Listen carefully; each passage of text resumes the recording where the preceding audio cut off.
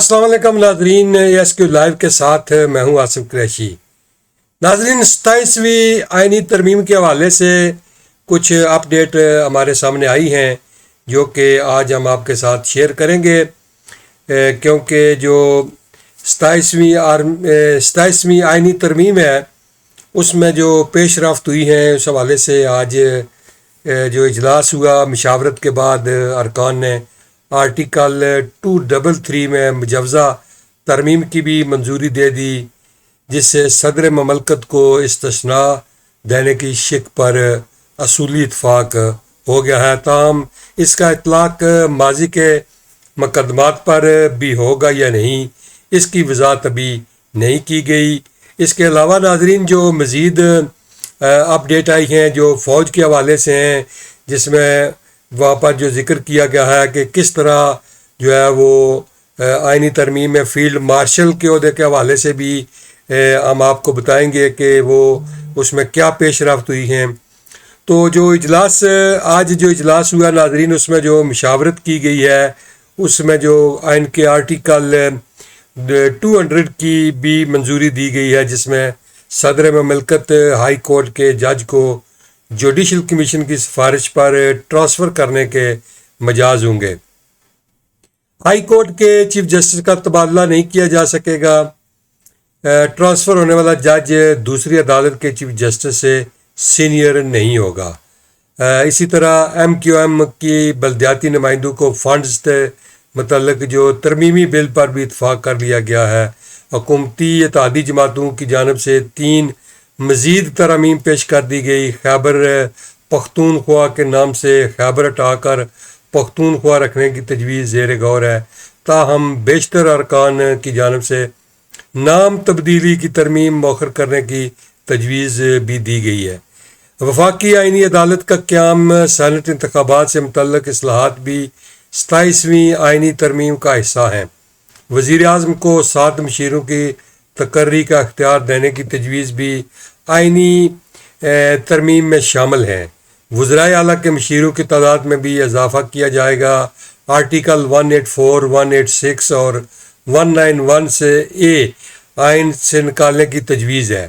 Chairman committee فاروق H Naik کا کہنا ہے کہ 100% اتفاق ہونے تک مشاورت جو ہے وہ جاری رہے گی۔ دوسری جانب جو وزیر مملکت برائے داخلہ ہیں طلال چودھری کا کہنا ہے کہ اجلاس میں بہت سے امور پر اتفاق کر لیا گیا ہے اور کوشش کی جا رہی ہے کہ ساری چیزیں متفقہ طور پر ہوں، کسی کی دھونس دھمکی سے ترمیم منظور ہونے سے نہیں رکے گی۔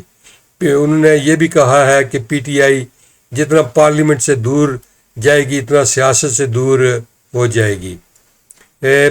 آئین میں ترمیم کے لیے دونوں ایوانوں سے جو ہے وہ الگ الگ 2/3 اکثریتی حمایت جو ہے وہ درکار ہوگی ان بل کو پاس کرانے کے لیے۔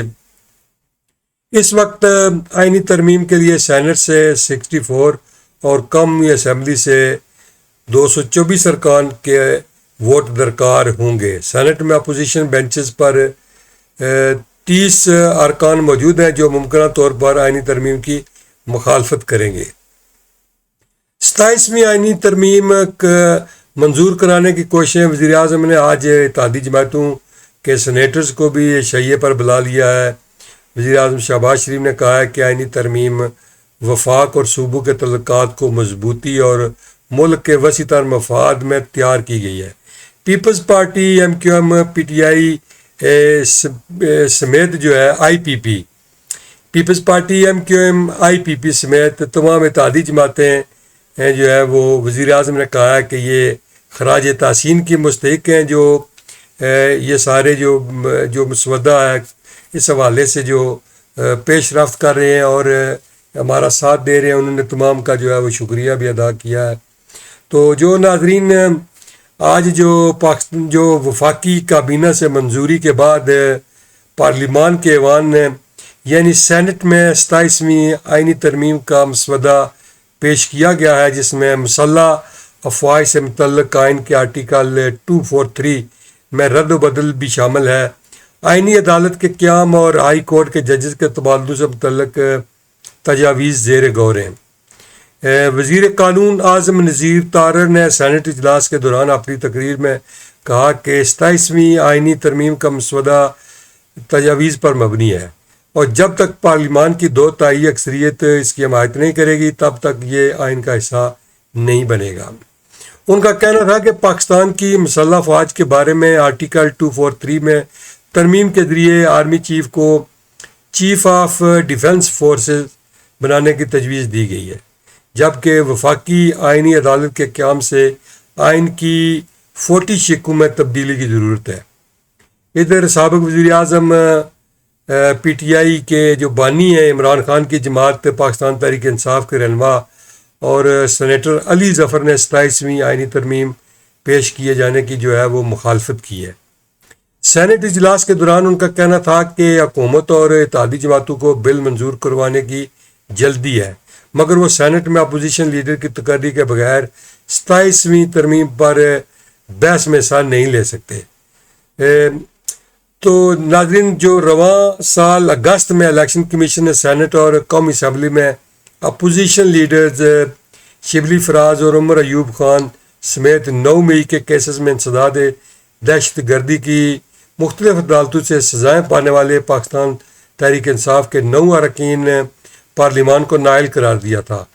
الیکشن کمیشن سے جاری ہونے والے نوٹیفیکیشن کے مطابق ان ارکان جو پارلیمان ہے آئین کے آرٹیکل 63(1)H کے تحت نائل قرار دیا گیا، جس کے تحت سزا یافتہ شخص پارلیمان کا ممبر نہیں رہ سکتا۔ اب دونوں ایوانوں میں اپوزیشن لیڈر کی تقرری جو ہے وہ بھی تاخیر کا شکار ہے۔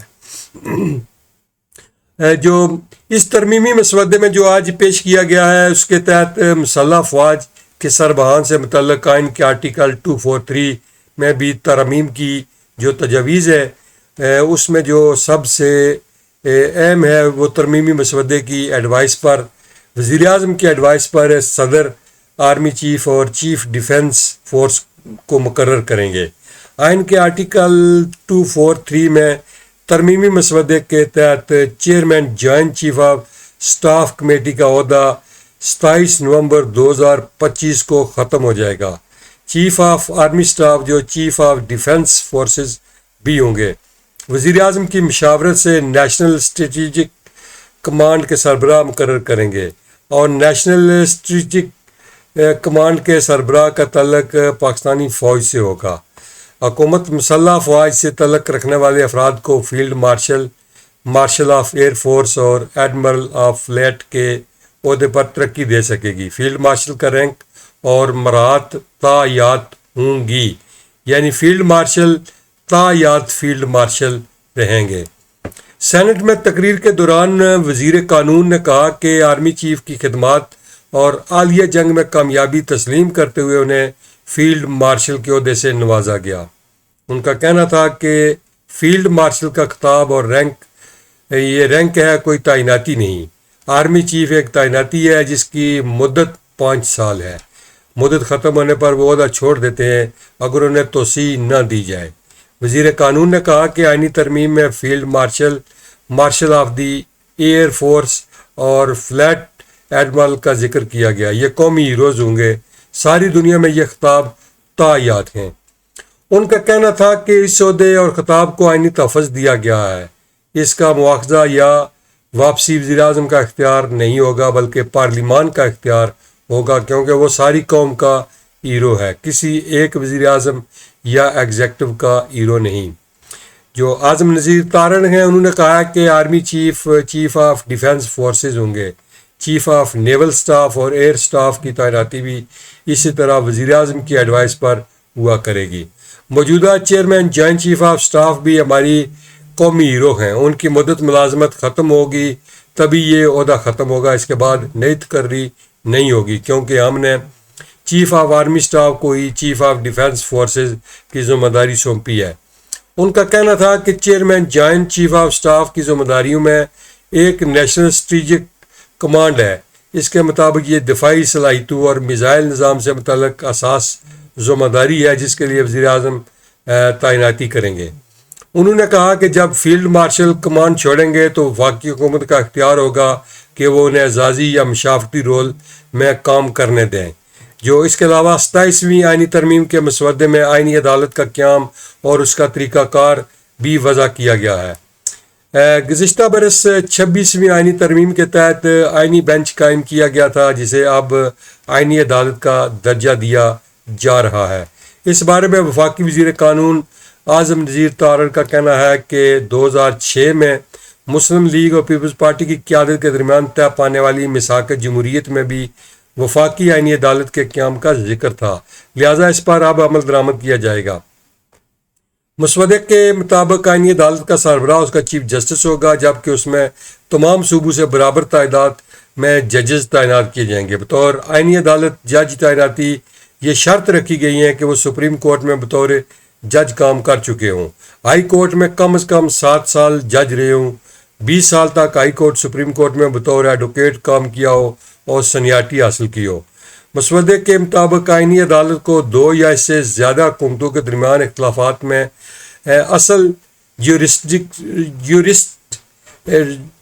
جیورسڈکشن حاصل ہوگی، جبکہ واقعی آئینی عدالت کے جج کی ریٹائرمنٹ کی عمر 68 برس ہوگی۔ سینٹ تقریر میں انہوں نے جو کہا ہے کہ مشاورت کے بعد یہ طے کیا گیا ہے کہ وفاق آئینی عدالت کے قیام کی تجویز پارلیمان میں لائی جائے۔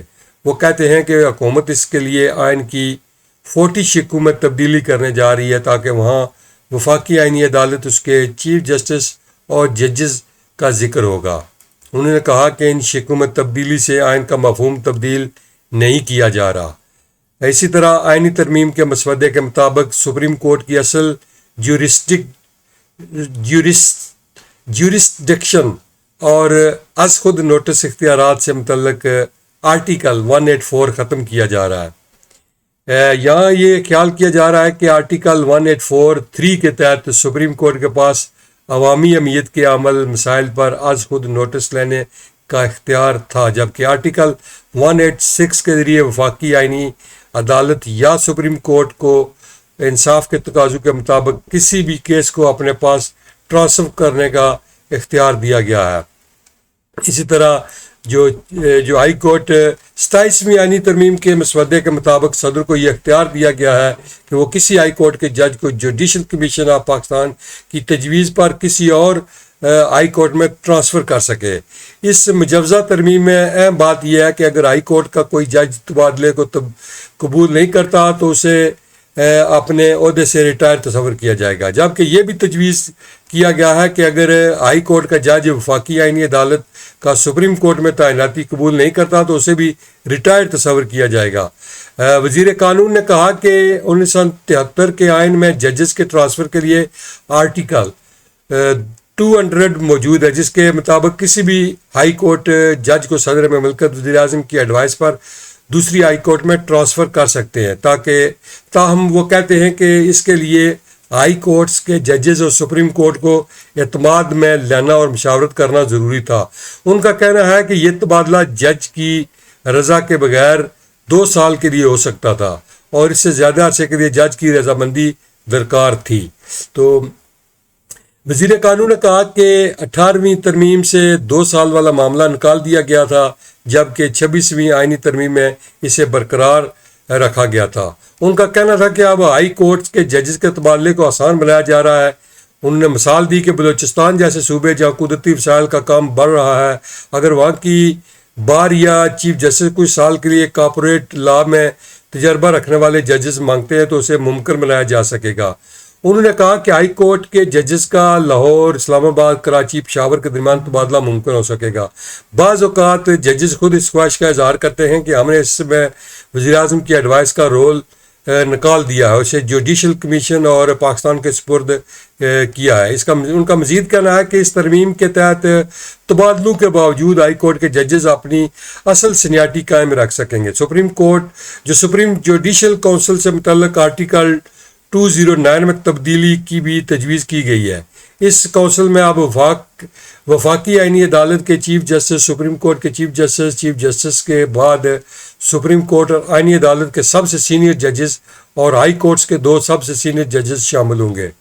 تو 27ویں آئینی ترمیم کے مسودے کے مطابق سینٹ الیکشن کے قواعد میں تبدیلی کی جا رہی ہے۔ وزیر قانون کا کہنا تھا کہ سارے ملک میں سینٹ الیکشن ہوئے، مگر سیاسی کشمکش اور عدالتی معاملات کے باعث خیبر پختونخوا میں سینٹ الیکشن 1 سال کی تاخیر سے ہوا۔ ان کا کہنا تھا کہ سینٹ رکن کی مدت کو تحفظ دیا جا رہا ہے، سینٹ کبھی تعلیل نہیں ہوتی، ہر 3 سال بعد اس کے انتخابات ہوتے ہیں، حلف لیا جاتا ہے۔ پہلا کام سینٹ چیئرمین اور نائب چیئرمین کا انتخاب ہوتا ہے، اسے کسی ابہام اور تنازع سے بچنے کے لیے شک کی وضاحت کر دی گئی ہے۔ درسرا وزیر قانون نے کہا کہ صوبائی کابینہ میں اضافے کے لیے بھی آئینی ترمیم لائی جا رہی ہے۔ فی الحال صوبائی کابینہ صوبے کے تمام ارکان کا 11% سے زیادہ نہیں ہو سکتی۔ اعظم نذیر طارر کا کہنا تھا کہ کابینہ کا حجم بڑھانے کی اجازت دی جائے گی۔ یہ تجویز لائی جا رہی ہے کہ اسے 13% کیا جائے، کیونکہ کچھ صوبوں میں فی الحال محکموں کے اعتبار سے وزارتیں کم ہیں۔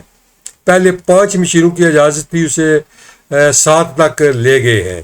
تو پاکستان میں آئینی اور پارلیمانی امور کے ماہر اور پل ڈاٹ کے سربراہ جو ہے وہ کہہ رہے ہیں کہ وفاقی آئینی عدالت کا قیام 26ویں آئینی ترمیم کے طے مسودے میں شامل تھا۔ بظاہر یہ اس ترمیم کا انفنشڈ ایجنڈا ہے۔ تو ناظرین، یہ جو آج سینٹ میں جو وزیر قانون ہیں ان کی طرف سے یہ جو ساری باتیں سامنے آئی ہیں، جو ان کا جو مسودہ پیش کیا گیا ہے، انہوں نے پارلیمان کے سامنے رکھ دیا ہے کہ آپ دیکھتے ہیں کہ پارلیمان اس پر کیا فیصلہ کرتے ہیں اور کیا یہ جو ترمیم ہو رہی ہیں اس کی ضرورت بھی ہے۔ اب یہ تو ظاہر ہے لوگوں نے جو ممبران پارلیمنٹ ہیں ان کو اسی لیے اسمبلی میں بھیجا ہوتا ہے قانون سازی کریں۔ اگر وہ یہ سمجھتے ہیں کہ یہ قانون سازی ان کے لیے بہتر نہیں ہے تو ان کو چاہیے کہ وہ اس میں حصہ نہ لیں۔ اگر یہ ملک کے مفاد میں ہے تو اس میں ان کو بڑھ چڑھ کر حصہ لینا چاہیے۔ ناظرین، امید ہے ہماری آج کا جو ویل آ گیا وہ آپ کو پسند آیا ہوگا۔ لائک اور شیئر کرتے رہیں۔ بہت شکریہ۔ اللہ ہم سب کا حامی اور ناصر ہو۔